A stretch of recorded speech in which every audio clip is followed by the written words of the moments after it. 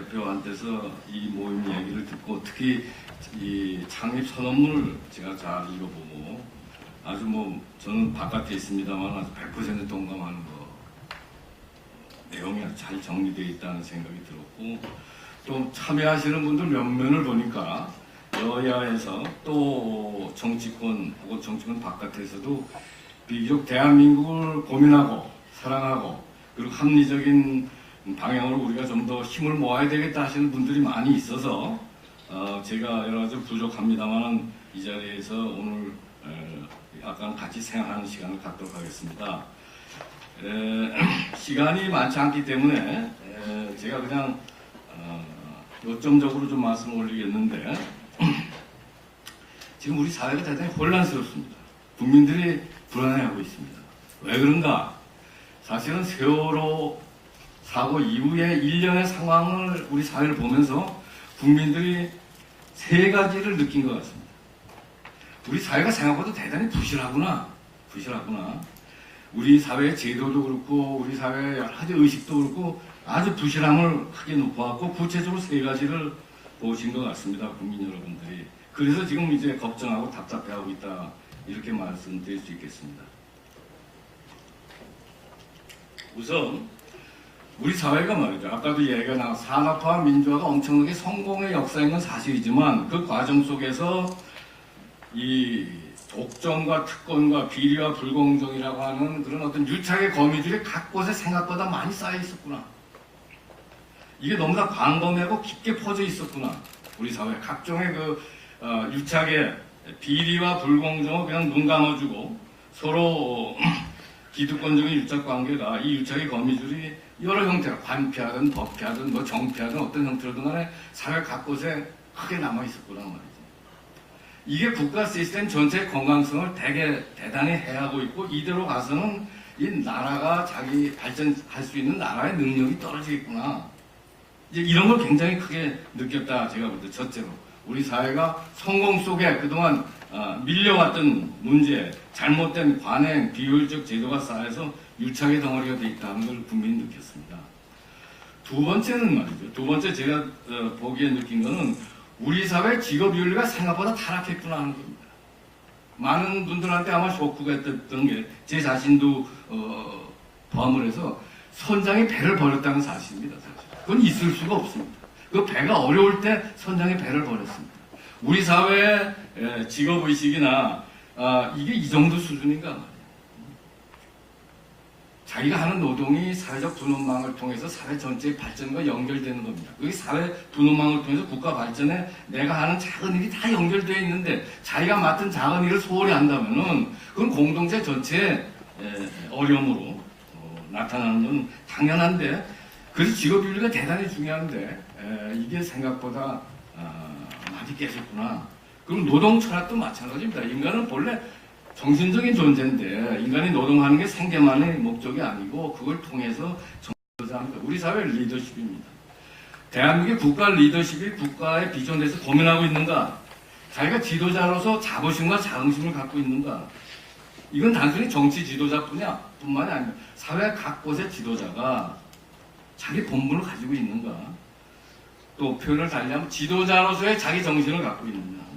저는 지도자 정신은 한마디로 얘기하면은, 옛날식으로 표현하면 이게 선비 정신인데, 한마디로 얘기하면 지도자 정신은 금욕과 공을 앞세우는 선공후사입니다. 금욕과 선공. 사적인 욕심을 많이 내서라면 지도자 할 생각하지 말아야 됩니다. 그래서 딴 분보다, 일반인보다 조금 더 자기 억제를 할 수 있는 분이 지도자고, 욕심을 덜 내고 그 다음에 개인적인 보다 공을 생각하는 분들이 지도자인데, 우리 사회 이 부분이 굉장히 많이 흔들렸구나 하는 걸 국민들이 봤다는 거죠. 근데 리더십의 위기는 정치력의 위기로 발전합니다. 그 나라의 정치력의 위기로 발전하는데, 나라의 발전의 핵심은 경제력도 중요하고 군사력도 중요하고 문화력도 다 중요하지만 사실은 정치력이 결정적입니다. 정치력에 하자가 생기면 국가 발전이 어렵다. 이런 등등을 국민들이 굉장히 느꼈다는 겁니다. 그래서 이런 느낌이 제가 볼 때 우리 사회 세 가지 현상으로 나타나는 것 같아요. 첫째는 우리 사회가 국가 목표가 상당히 좀 흔들리고 표류하는 것 같습니다. 과거에는 뚜렷하게 산업화라는 목표가 있었어요.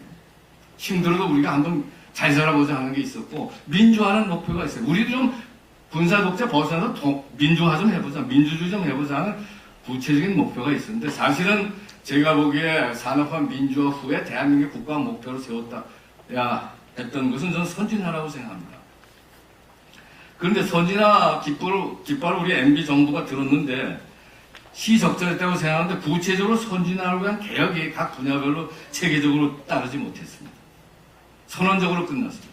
그런 상황 속에서 새로운 또 국가 목표로 제시된 게 전 통일입니다. 선진과 통일, 이것이 결국은 누가 주장하든 21세기 우리나라의 국가 목표가 되어야 되는데, 통일 대박론은 지금 막 시작했고, 아까 말씀하신 대로 사실 지금 제대로 팔로우가 안 되고 있습니다. 제 자신도 볼 때 엄청나게 답답해 하는데, 그러는 사이에 이제 세월호 사고가 있었고 지금 더 필요하고 있습니다. 국가 목표가 지금 명백하지 않다. 국민들은요, 하루하루 삶이 어려운 거 다 알고 있고, 어려운 거는 하루 이틀에 안 고쳐지는 거 압니다. 그러나 지금 우리가 어디로 가고 있는지에 대해서 방향을 못 잡는 걸 제가 보기엔 국민들이 가장 답답해하는 것 같습니다. 제가 지방 다니면서 최근에 통일 강의를 하는데 느끼는 건 어떤 분들이 그럽니다. 아니, 지금 먹고 살기도 어려운데 통일 강의 이거 뭐로 다닙니까? 아닙니다. 제가 나가서 지금 한반도가 안팎에 쌓여있는 상황이 이렇고, 우리가 풀어야 될 과제가 이거고, 우리는 이렇게 하면 이렇게 갈 수 있습니다. 그러나 잘못하면 이렇게 됩니다라는 얘기를 할 때 생각보다 많은 평범한 시민들이, 국민들이 많은 관심을 가지는 것은 지금 당장의 어려움도 문제지만 우리가 어디로 갈는지가 잡히지 않는 게 큰 문제입니다. 그래서 하여튼 그게 첫 번째, 국가 목표가 많이 심해지고 있다는 거. 두 번째는 말이죠. 제가 요즘 느끼는 건 우리 사회에 말이에요. 한 사회는 그 사회를 발전시키려고 하고 변화를 만들어서 미래로 나가려고 하는 개혁 세력이 존재하고, 아니면 그냥 현실에 안주하고, 가능하면 현실에 안주하고 과거를 그냥 지키려고 하는 그 두 세력이 원래 있기 마련입니다. 그런데 제가 요즘 느끼는 건 말이죠. 발전을 해보겠다, 미래로 나가겠다, 좀 개혁을 해보겠다 하는 세력은 상대적으로 힘이 빠지고, 그리고 기득권을 지키겠다. 과거의 잘못된 사상을 아직도 지금 반복해서 확대 재생산하겠다는 세력은 더 커지고 있는 것 같습니다. 이렇게 되면은 저는 국민 분열로 갑니다. 크게 볼 적에 우리나라의 이념의 스펙트럼을 한 4그룹으로 나눠봅시다. 편의상. 하나는 소위 이제 기득권 보수라고 할 수 있는, 수구 보수라고 하고 기득권 보수입니다. 과거에 많은 노력을 해서 이만큼 발전하는데 기여를 많이 한 분들이지만은, 시대가 달라지면 반드시 새로운 변화를 스스로 앞장서서 추구하든가 아니면 딴 분한테 양보해야 되는데, 아직도 자기의 기득권을 그대로 갖고 자유만능, 기득권 만능을 주장하는 세력이 우리 사회에 있습니다. 그 다음 이제 보수 쪽에 또 한 그룹은 제가 볼 때 제가 자주 인용하는 개혁적 보수라는 게 있습니다. 개혁적. 이건 자유를 소중히 하지만, 그러나 공동체도 동시에 소중히 합니다. 나의 자유로 끝나지만 많은 사람의 자유가 되려면 공동체를 소중히 하지 않을 수 없기 때문에, 그게 제가 볼 때 개혁적 보수입니다.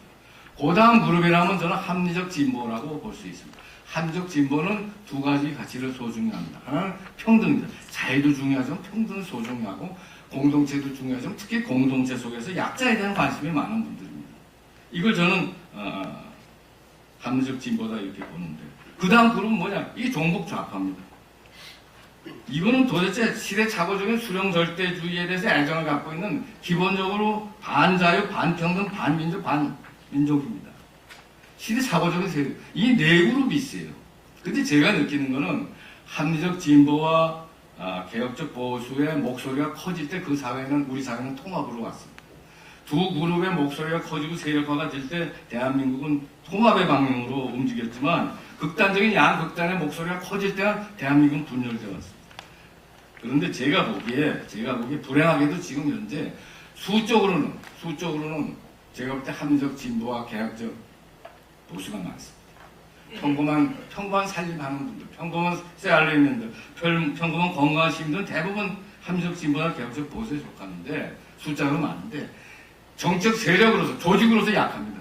조직으로서는 도리어 제가 보기엔 정적 좌파가 수는 적어도 헤게모니를 가지고 있고, 그 다음 기득권 보수가 수는 적어도 헤게모니를 갖고 있는 거 아니겠느냐.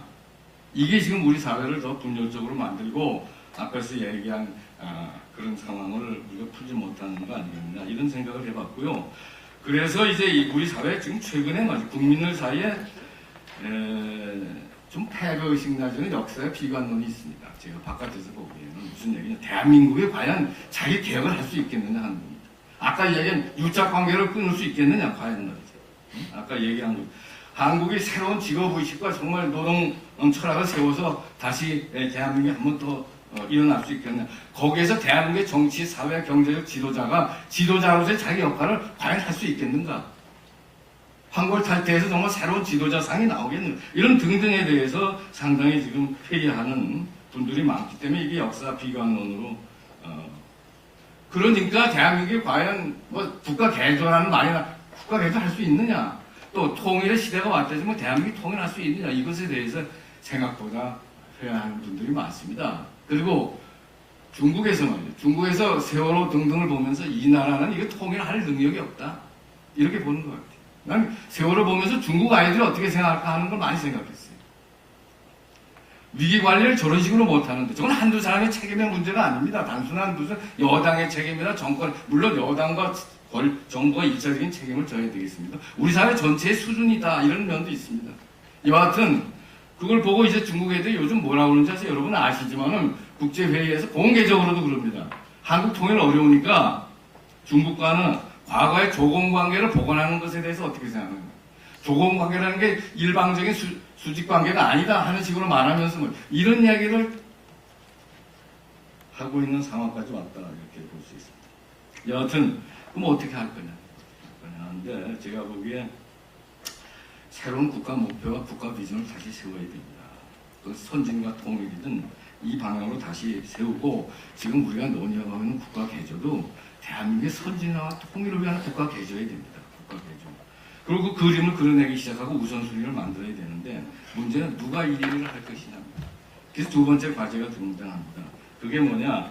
저는 국가 비전을 제시하고 국가 개조의 로드맵을 하기 위해서는 저는 개혁적 보수와 합리적 진보가 우리 사회에 다시 힘을 합치고 머리를 맞대서 이야기하기 시작해야 된다. 그게 저는 이 상생이라는 말의 의미가 아니겠느냐. 이 상생, 이 시대가 왜 상생을 얘기하는 극단적인 시대착오적인 또 현실을 그냥 안주하려고 하는 세력은 빼놓고 그리고 정말 합리적인 진보 보수가 모여가지고 이거 나라 어떻게 끌고 갈 것이냐에 대해서 어떤 변화를 갖고 올 것이냐에 대해서 저는 힘을 모아가야 되지 않겠느냐. 왜?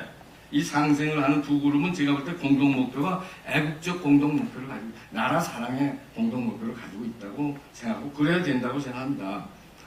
얼마 전에 경북대학교에 말이죠. 그 진보 쪽 학자인데 김영규 교수라고 하는 좋은 정책 포럼 지금 공동 대표하는 친구가 어디서 발표를 하는데 앞으로 진보도 애국적 진보주의를 하겠다 하는 발표를 하는 걸 제가 들었습니다. 애국적 진보. 대한민국을 소중히 하는 진보를 하겠다.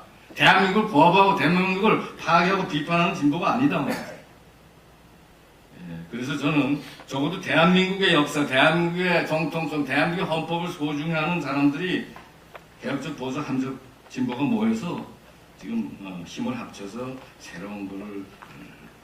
새로운 아까 얘기하는 새로운 역사적 주체 세력을 만들고 그분들이 이제 나와서 국가 개조의 청사진, 아까 얘기하는 유착의 거미줄을 걷어내는 작업, 국가 시스템을 좀 더 공정하고 합리적으로 만드는 작업 이런 거에 대한 로드맵을 만들면서 스스로 합리적 진보와 개혁적 보수가 어떻게 저는 선비 정신으로 무장해야 된다고 생각합니다. 지금 대한민국에 말이죠. 대한민국의 이 민주주의 이거 민주주의 아닙니다. 민본적 민주주의가 아니라 백성을 소중하는 민주주의가 아니라 대대 포퓰리즘적인 민주주의입니다. 중우 정치로 가고 있어요. 왜 그러냐? 지도자가 선비 정신이 없기 때문에 지도자가 금욕하지 않냐고 스스로 지도자가 공을 앞세우지 않기 때문에 포퓰리즘으로 가고 있습니다. 지금 한국의 자본주의가 천민성이 굉장히 깊어지고 있습니다. 천민성이 많아지고 있습니다. 인본적 자본주의가 못 됩니다. 그러려면 어떻게 해야 되느냐? 저는 선비 정신을 가진 지도자가 있는 선비 민주주의와 선비 정신을 가진 기업인이 나오는 선비 자본주의로 이걸 우리가 바꿔야 되겠다.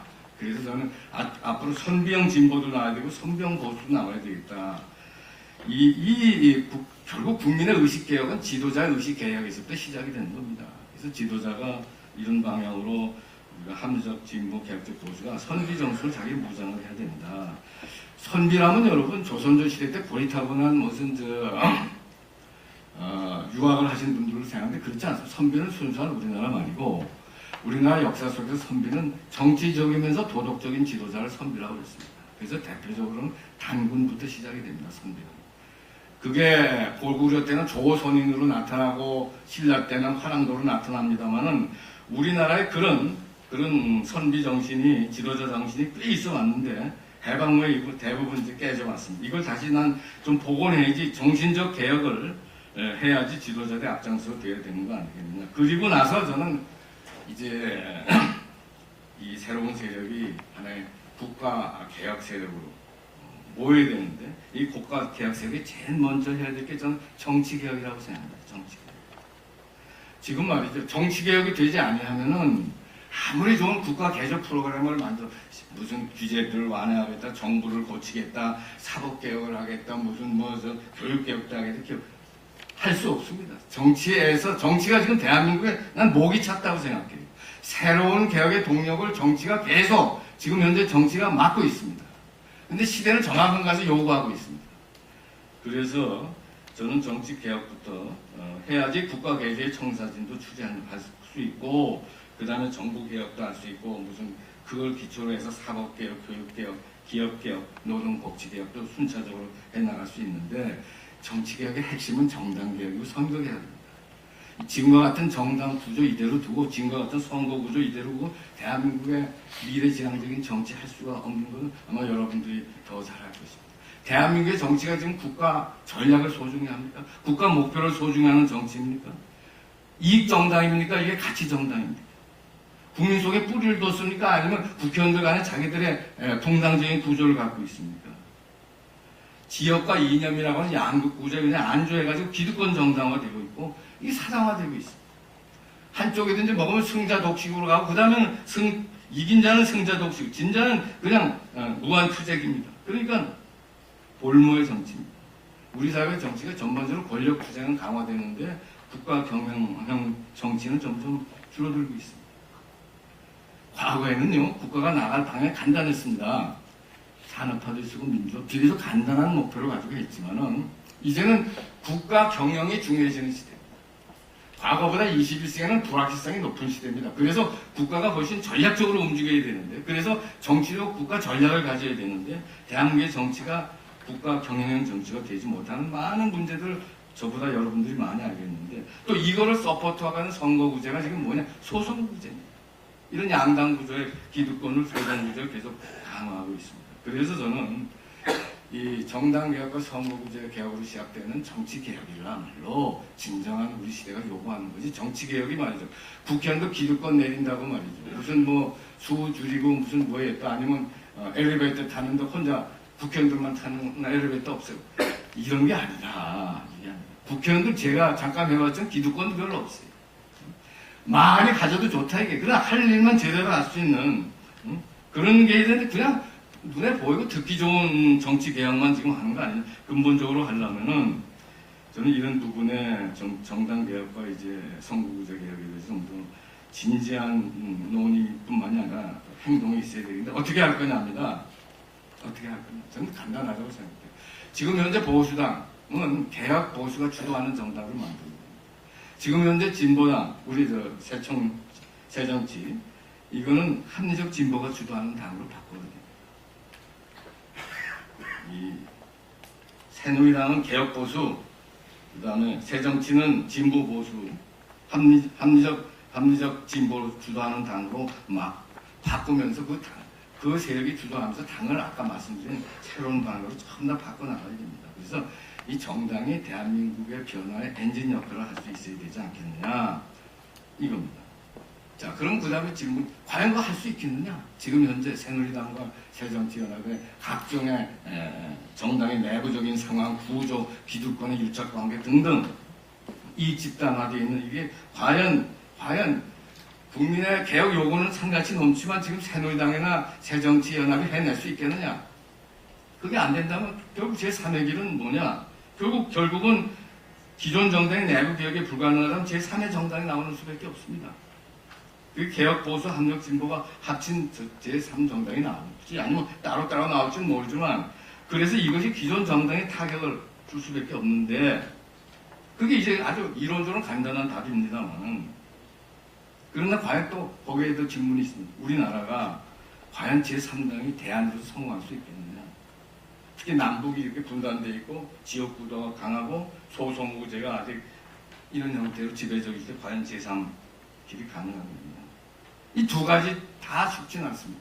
그러나 이 두 가지 중에 어떤 것이 가능할지 어떤 것이 바람직할지는 제가 볼 때 이 상생과 통일 포럼에서 토론해서 결론을 내주셔야 될 문제가 아닌가. 이런 게 진짜 이슈입니다. 이게 진짜 우리 사회의 이슈다. 저는 그렇게 생각하고 그 다음에 상생과 통일은 제가 느끼기에는 정치적인 시민운동입니다. 정치적인 국민운동이다 이렇게 느껴집니다. 이거는 특정 정치인이나 특정 정파를 위한 운동이 아니라 대한민국의 정치를 한 단계 업그레이드하고 뿐만이 아니라 대한민국 국가 전체를 한 단계 업그레이드 하는데 뭔가 기여하고 싶어하는 분들이 모이면 아니겠느냐 이런 생각을 합니다. 그래서 하나는 정치개혁 운동을 좀 여러분들이 많이 밀어줘가지고 할 수 있도록 정치권에서 하고 그 다음에 우리 사회 앞으로 지금도 등장하는 새로운 국민운동에 좀 앞장서 주시면 좋겠다. 새로운 국민운동을 만들어 나가는데 그래서 저는 새로운 국민운동을 하는데 두 가지 나라 사랑 운동을 하기 시작합니다. 나라 사랑. 그 다음에 선병 리더십이 나올 수 있으려면 나라 사랑을 해야 되고 그 다음에 올바른 직업윤리와 노동 철학을 세우려면 나라 사랑을 해야 되고 유착관계를 기득권을 포기하고 새로운 투명한 질서를 만들려면 많은 사회 구성원이 나라 사랑을 해야 되는데 그럼 나라 사랑은 어떻게 할 거냐? 공동체 사랑은 어디서 옵니까? 애국심은 어디서 옵니까? 제가 보기에 제일 중요한 것이 자기 역사에 대한 자부심에서 옵니다. 자기 역사에 대한 자긍심에서 옵니다. 그런데 대한민국 역사의 정통성과 정당성을 정면으로 부정하는 수정주의 역사관이 우리 사회에서 반복적으로 가르쳐주고 있는 한 애국심을 우리도 자세한테 기대해 보기 어려울 뿐만 아니라 우리 국민한테 요구할 수도 없습니다. 이 신좌파적 수정주의 자기 자학적인 역사관을 이걸 정리하는 작업을 제가 볼 땐 정치 국민운동으로서 여러분들이 해야 될 중요한 문제가 아니겠냐. 그래서 자기 역사를 사랑하는 운동을 해야 됩니다. 역사에는 명과 암이 있습니다. 여러분 잘 아시다시피 모택동 구의 등소평이 등장해서 모택동이 말이죠. 중국 혁명의 지도자고 국부지만은 모택동이 문화혁명때 4천만 죽었어요. 4천만 죽었어요. 이거 어떻게 할 거냐 고민하다 여러분이 잘 아시다시피 7알에 공이 있고 3알에 과가 있다 그래서 정리했습니다. 대한민국 역사를 명암이 좀 긍정적으로 정리해야 됩니다. 그렇게 해서 나라를 사랑하는 운동을 여러분들이 좀 폈으면 좋겠고 사실은 뭐 지나간 얘기입니다만 제가 옛날에 YS 모시고 청와대에 있을 때 이건 역사의 사실이어서 말씀드리는데 대한민국의 역사에 대해서 한쪽은 과거 독재시대 때는 한쪽 주장이 많았고 또 이제 사회가 민주화되니까 또 한쪽으로 기울어서 안 되겠다. 진보 보수 학자를 모아서 현대사 연구소를 정부 돈으로 만들었습니다. 현대사 연구소. 그래서 정신문화연구원 당시에 거기다 두고 진보 보수 학자가 모여서 대한민국의 역사를 좀 정리해달라 했습니다. 불행하게도 정권이 바뀌고 구조조정한다는 차원에서 현대사 연구소가 없어졌습니다만은 지금이라도 나는 좌우 학자들이 좀 합리적인 진보 보수 학자들이 모여서 대한민국의 역사를 잘 정리해줘야 됩니다. 그리고 역사 교과서가 표준 역사 교과서로 나가야 됩니다. 역사 교과서를 통해서 자기 개인의 이념을 마음대로 전파하고 후세들한테 가르치는 나라 없습니다. 그래서 하여튼 역사를 바로 세우는 운동 같은 거 앞으로 상생과 통일에서 좀 해주고 그 다음에 헌법을 사랑하는 운동을 해야 됩니다. 헌법. 국민을 하나로 통합하려면 이익으로 통합할 수 없습니다. 가치를 통합해야 됩니다. 공동 가치를 만들어내야 됩니다. 국민이. 근데 국민의 공동 가치는 어디에 있습니까? 헌법에 써여 있습니다. 근데 우리는 헌법이 서구적 헌법을 그냥 받아들이는 과정 속에서 내화되어 있지 못하기 때문에 저는 국민들이 공감할 수 있는 공동적 가치를 헌법 속에서 찾아야 되고 따라서 헌법을 같이 공부하고 헌법을 사랑하고 이걸 중심에서 온갖 갈등의 문제를 풀자. 좀 이런 운동을 하는데 저는 앞장서 주시면 어떨까 하는 생각이 들고 시간이 많이 갔습니다. 이제 맺는 말로 들어가겠습니다. 저는 앞으로 5년 내지 10년 안에 우리가 본격적으로 통일 시대를 열지 못하면 앞으로 5년, 10년 결정적으로 통일의 시대를 시작하지 못하면 그러면은 제가 보기에는 북한은 결국 변방 석국으로 될 가능성이 지극히 높습니다. 북한은 변방 석국이 됩니다. 우리가 여기서 대통령 선거 있었던 2012년 11월 달에 미국의 하원의 스태프 보고서에 어떤 게 있었느냐. 북한이 붕괴하면은 남한에서 통일되지 않냐고 중국에 의한 변방 속국이 등장한다는 보고서가 있었습니다. 바깥에서는 그런 가능성을 우리보다 높이 보고 있습니다. 그럼 북한이 중국의 영향권 안에 본격적으로 들어간다고 그러면은 그러면 그걸로 끝나느냐? 금방 우리가 예상할 수 있는 건 남한도 과연 지금까지의 자존과 지금까지의 독립과 지금까지의 번영을 유지할 수 있는 왜? 북한이 중국 쪽으로 편입되기 시작하면 동해안에 중국의 항공모함이 뜹니다. 그러면 일본이 재무장하고 핵무장까지 갈는지도 모릅니다. 동북아는 빠르게 전쟁과 갈등의 신냉전의 시대로 갈 텐데 그런 속에서 대한민국은 지금까지 자존과 번영하겠느냐. 많은 사람들이 3년 분단 국가로 추락할지 모른다는 이야기를 합니다. 그러면 3년 분단 국가로 추락하면은 한반도 전체가 어디로 되느냐. 제가 볼 때 1894년 전으로 돌아갑니다. 1894년 청일전쟁이 있었습니다. 고구려가 망하고 청일전쟁까지 1200년은 우린 중국의 변방 속국이었습니다. 조공 바쳤습니다. 중국의 영향권으로 지금 벗어나기 한 110년 정도밖에 안 됩니다. 120년. 이 사이에 우리가 열심히 노력해서 산업화, 민주화 성공해서 이만큼 나라가 이루어졌고 조금만 더 하면 이제 선진 1등국이 될 수 있는 이 시점에 와서 우리가 주저앉을 수는 전 없다 이런 생각을 합니다. 자, 그렇게 하려면 아까 얘기도 대한민국의 내부 개혁을 하고 정치 개혁부터 시작해서 모든 잘못된 걸 고쳐서 대한민국 자체가 아주 모범적인 국가를 만드는 힘을 만들어내게 되겠습니다. 그래서 그 힘을 기초해서 통일을 해야 될 텐데 어떻게 하면 통일할 것이냐. 세 가지만 말씀드리겠습니다. 통일하려면 무슨 국민과 지도자가 정치 제도를 포함을 해서 통일할 의지와 열정을 가져야 됩니다. 우리가 통일할 생각 없으면 아무도 통일을 대신해 줄 수가 없습니다. 그게 첫째입니다. 신라가 고구려보다 군사력도 약하고 백제보다 경제력도 약한 신라가 통일할 수 있었던 신라만이 통일할 의지와 열정을 지도자와 백성이 같이 갖고 있었기 때문입니다. 그다음 두 번째는 대북 정책을 본격적으로 통일 지향형 정책으로 만들어야 됩니다.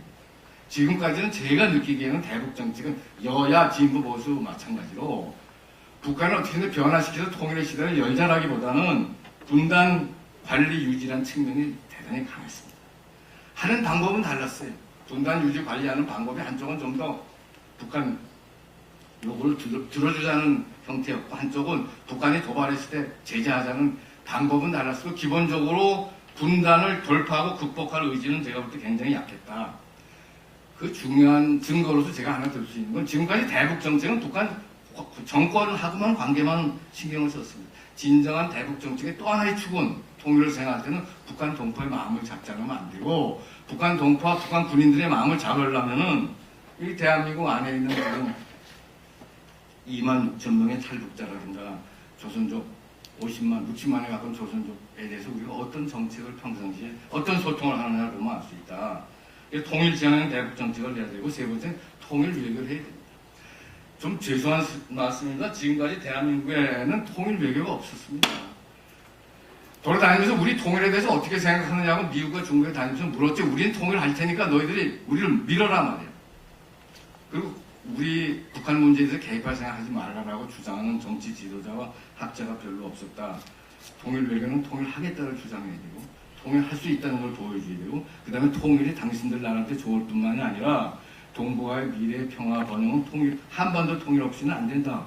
그래서 한반도 통일은 우리 민족의 문제일 뿐만 아니라 동북아 관련 국가 전체의 미래가 걸려있는 문제라 하는 걸 반드시 얘기하고 설득해 나가는 작업이 필요하다. 자, 이런 모든 걸 하려면 국가가 통일 능력을 가져야 되고 그 앞에 국가를 만들고 국가 안의 의견을 조정해서 하나의 국가 전략을 짤 수 있는 대한민국의 정치권이 새로운 역사의 주체 세력이 합리적 진보와 개혁적 보수가 음으로 양으로 하나가 되든지 아니면 서로 협력적으로 경쟁하든지 간에 여기에 플러스 국민운동 세력이 같이 가면서 새로운 시대를 열 수 있지 않겠느냐 이런 생각을 합니다. 그래서 오늘 이 자리에 시작하는 상생과 통일 포럼이 앞으로 우리나라에 정말 정치 개조로부터 시작을 해서 새로운 정치, 문화, 정치 세력, 정당 구조, 선거 제도를 만들어서 대한민국의 명실공히 끌어가고 대한민국 국민들이 걱정하는 정치가 아니라 대한민국 국민들이 정신없이 끌고 갈 수 있는 정치를 만들어 주시고 그리고 그 뒤에서 일반 우리 같은 사람은 이제 그런 방향으로 나가도록 도와드릴 수 있는 그러한 새로운 시대를 여는데 오늘 상생과 통일 포럼이 결정적으로 큰 기여가 되고 또 산실이 되기를 희망하면서 오늘 제 발제를 끝내겠습니다. 경청해 주셔서 감사합니다. 네, 감사합니다. 박세희 교수님 평상 쓰시던 용어가 선진과 통일이었는데 오늘 보니까 상생과 통일 앞으로는 좀 그렇게 쓰실 것 같습니다. 상생이라는 단어하고 선진이라는 단어하고 지금 바꿔서 그대로 써도 괜찮을 것 같습니다. 지금 최근에 국가 개조가 이야기가 되고 있는데 검사가 공직기강을 잡는 것만이 국가 개조가 아니고 굉장히 넓은 의미에서 국가 개조가 필요하다라는 것을 방향도 제시하셨고요. 우리가 상생해야 되는 그 에너지의 분출을 막고 있는 덕목이 되고 있는 것이 정치라고 말씀하시면서 그걸 특위에서는 정치 개혁이 최우선 과제다. 앞에 또 현역 국회의원분들이 계시니까 더 강조하신 것 같습니다. 한 3분 이내에서 질문을 받고 그 마지막 좀 마무리 말씀을 듣기로 하겠습니다. 질문 있으면 주십시오.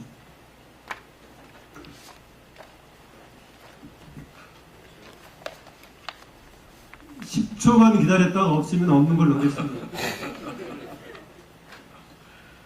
제가 느끼기에는 서로 다 비슷하게 생각하실 겁니다. 예. 문제는 어떻게 하느냐가 문제입니다. 지금 뭐 제가 꼭 여기서 오늘 말씀드리지 않아도 이미 마음속에 야 우리나라가 이렇게 가야 되고 우리 정치권에 이런 변화가 있으면 되겠다. 제가 잘 존경하는 우리 다 비슷하게 생각하는데 그걸 만들어내기가 쉽지 않아서 그러니까 그걸 어떻게 만들 거냐에 대한 구체적인 방향은 앞으로 이제 포럼에서 자꾸만 미팅을 하면서 안팎에 좋은 분들 모시고 얘기하면은 길이 나오지 않을까 그런 생각을 합니다. 예. 예, 한 분 있으시니 듣기로 하겠습니다. 좀 늦었네요. 예, 두 번째까지. 얘기를 안 하려다가 이제 한마디 하겠습니다. 예. 제가 오늘 회원 가입한 사람인데 앞에서 상생과 통일에 대한 토론 대단히 아주 두 손 박수 치면서 발전 아주 기대합니다. 그런데 우리가 많이 보는 토론 이런 것하고 비슷해서는 결코 성공하지 못한다. 그런 말씀드리고 싶고 뭔가 이제 다르게 출발을 해야 된다고 봅니다. 저는 네. 예. 지금까지 없었던 이런 모임이기 때문에 앞에 보면은 기존에 있던 질문은 박세일 교수님 강연에 대한 추가 질문에 한정해서 일단 해주시고요. 예. 이제 강연 내용은 질문 없습니다. 예. 예. 그러면 있는 걸로 하고 뒤풀이에 참석하셔서 추가해 주시기로 그렇게 하시죠. 예.